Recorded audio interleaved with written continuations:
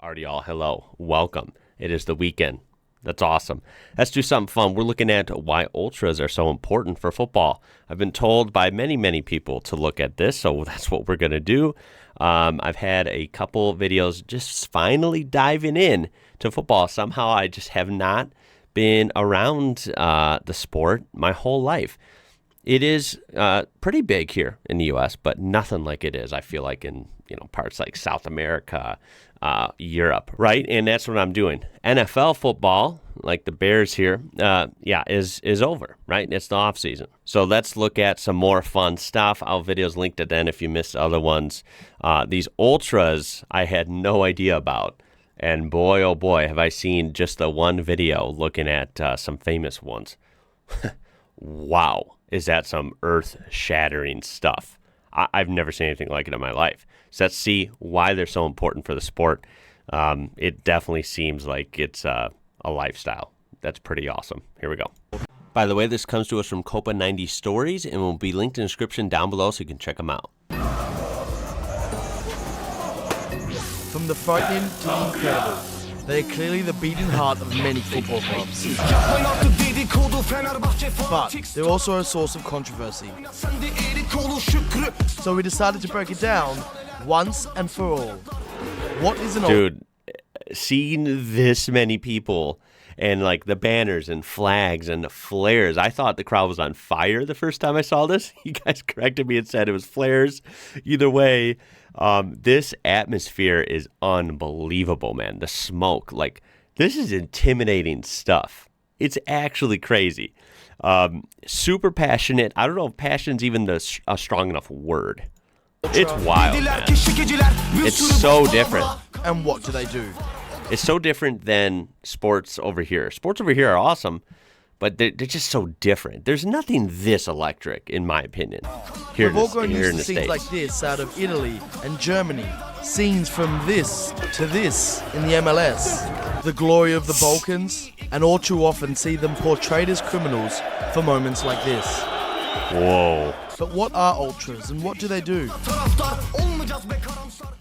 Originally used by the Gazzetta dello Sport to describe a group of supporters in the 1960s, ultras or ultras are one of the most broadly defined subcultures in the world. Wow. However, the term was only appropriated by an actual fan group in 1969. Okay. Sampdoria's Ultras Tito Cucciaroni and Torino's Ultras Granata. Since then, Oh my fans God. have reappropriated the name, but given the global reach of the game, the term is far from clearly defined. Italians interpreted foreign styles of spectatorship and made their own, something between the South American barras and Brazilian torcidas and the British hooligans. Thus, ultras groups were established, born to represent the distinct cultures and traditions from which they originated. Taking inspiration from the time of city-states, in which autonomous cities would defend their identity and their interests against others, ultras value the defense of their territory, which is a feeling that has its roots in the historical age. Oh my They are God. the most fanatic supporters of a team, representing a sort of 12th man. Contributing to what's happening on the field, there's like no feeling like it. An ultra is Oh, yeah, that's a good point. They are definitely part of the game. These crowds, I mean, fan to fan, like fans of opposite teams or clubs, like that's a big rivalry. That's intimidating for the other, right? As well as this got to affect the players too. I mean, this could literally, versus just a quiet, boring crowd, this changes the whole pace and feel of the game for everyone. It's got to.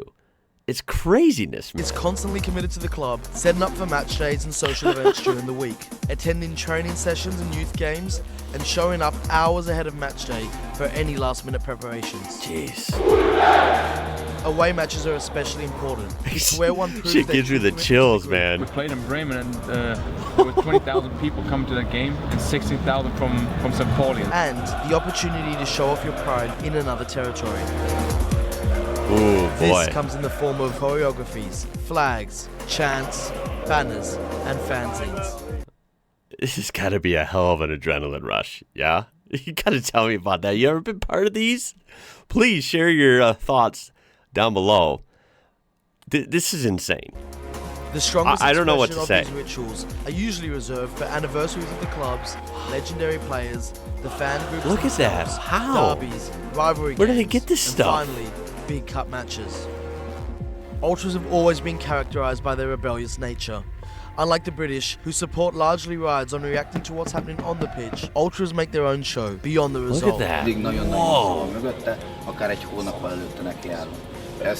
A month before? Jeez. Wow, they're investing time and money into Drums, this. flares. That's a whole nother level of fandom compared to here in the U.S., man. You have mostly casual fans that watch on TV. You have slightly above casual fans that watch on TV and maybe go to a game or two a year. Then you have slightly above that maybe they'll buy the hats or they'll buy jerseys or whatever. But it's not, I mean, there's nothing wrong with it. It's just casual. I don't know anyone that's a Bears fan that does quite this level of dedication, not to mention a whole group, right? There might be some very small numbered, like super fans in the U.S., but the problem is it's not thousands of them that create this unbelievable like army for the team. That, as far as I know, doesn't really exist here. It's nowhere near as common, if not at all. Megaphones, smoke bombs, the opportunity to freely express a collective idea and a unity of devotion all contribute to this atmosphere. Whenever possible, Ultras will march through a city in a cortege, making sure their presence is well known. The group mentality is essential to being an Ultra. Rivalry and friendship are the most confusing and turbulent parts of Ultras culture. Of course, there are derbies between two teams of the same city or town, but the motivation behind friendships and distances between these relationships can be truly remarkable. That is a good point. Yeah, rivalries have a special level of rivalry when it's the same town. So in my case, even though I'm wearing a NFL fan, wearing a Bears hat, I'd say I'm the biggest fan of baseball still, which is rare. Most people even in the U.S. are kind of over baseball nowadays. I like baseball. It's why I played the most growing up. And there is definitely a fierce rivalry between Chicago White Sox and Chicago Cubs. Whenever you have two teams in the same market, it can get pretty heated. But it's nothing like this. Don't worry, it's nothing like this. This is crazy. But I can relate to that rivalry thing. I just can't imagine how intense it would be on this level. Despite being rivals, Genoa and Sampdoria both have a friendship with Boca Juniors for their connection of immigrants established in the club. Crvena Zvezda's Delier, Olympiakos Gate 7, and Spartak Moscow's Fratria have a connection based on being the dominant team from three Orthodox nations. Just as Ultras took inspiration from political protest, the actions of Ultra groups have been influenced by political ideologies ranging from avowed nationalists to anti-fascists. For example, Celtic's Green Brigade, who forge international links and friendships with other anti-fascist Ultra groups across Europe on political grounds, as can be seen with their friendship with German side St. Pauli. While on the contrary, Lazio's Irriducibili consider Livorno and Atalanta among their biggest rivals due to their political stance. Lazio's Ultras consider themselves to be far-right, while Livorno and Atalanta fans are left-wing. In recent decades, the culture has become a focal point for the movement against the commercialization of sports and football in particular. Big TV contracts have left stadiums empty, ticket prices are on the rise, and players seem to live in a different reality, where loyalty is lost and the chance of signing for a higher wage bill wins over the chance of acquiring legendary status amongst a group of fans. To Ultras, football at the highest level often feels like a sanitized product, built more for those in the main stand and in commercial suites than for the most devoted fans behind the goal. So remember, I don't know about this. I'm learning about it. But judging from what I'm gathering there, just like a lot of sports today, NASCAR, Formula One, definitely NFL football here, basketball, whatever, right? Like a lot of sports that I'm aware of. Unfortunately, it's pretty universal. They've all gone a little bit downhill, right? They all become more greedy, more corporatized, and they lose some of their flair. They lose a lot of their substance. And admittedly, sports for me used to mean much more here, and they've just gotten more boring, honestly, in the U.S. Now, I'm not saying that for football in Europe because I'm not qualified to say it. I don't know about it. I'm learning about it. But that's maybe what I'm gathering, that even this amazing sport with incredible fan bases, it's not the fan bases that are necessarily getting worse or going down.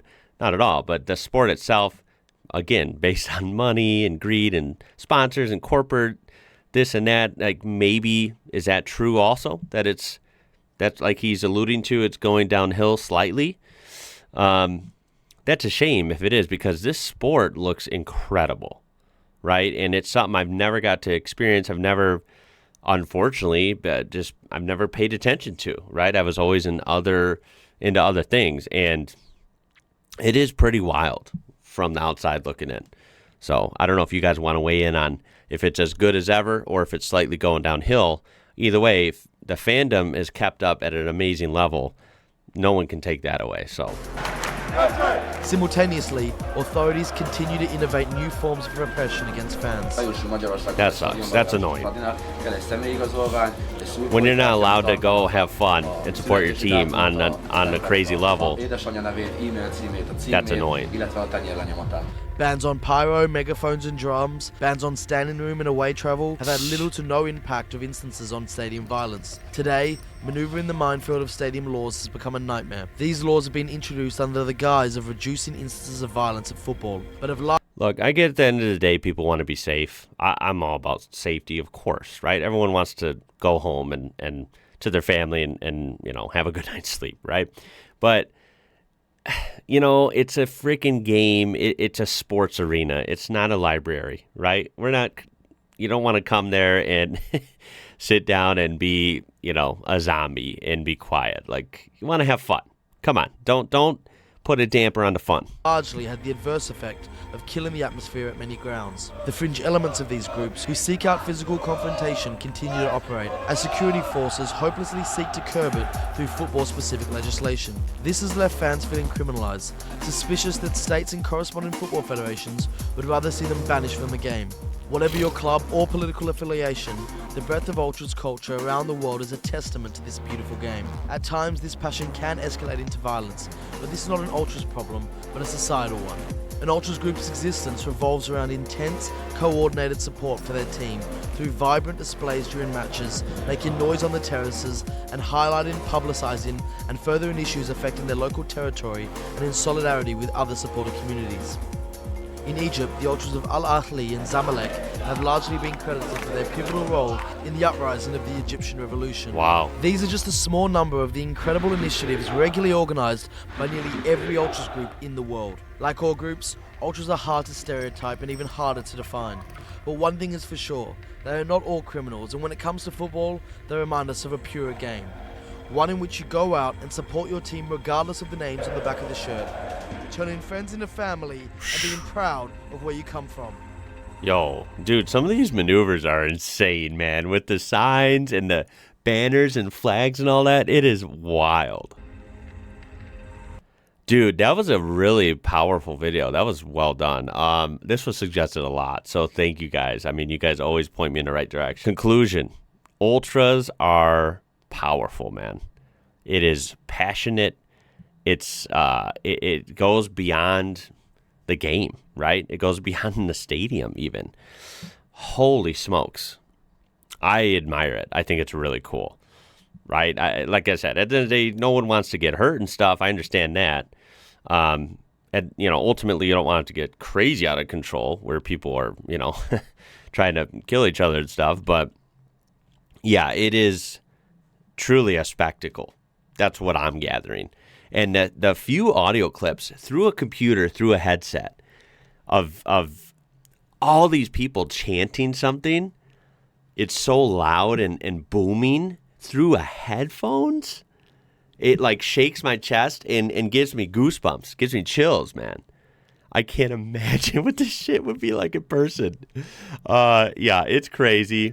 There's much more to learn about this crazy game, and of course, just the crowd interaction. Like I said, it's something I've never seen before, and definitely have not experienced. So these are really fun. I'm really glad I finally am diving into this topic and this sport. Wow, everything I've seen so far when it came to the basic rules of the game and of course like how the leagues work and stuff, that was really fascinating. There were some good surprises in there.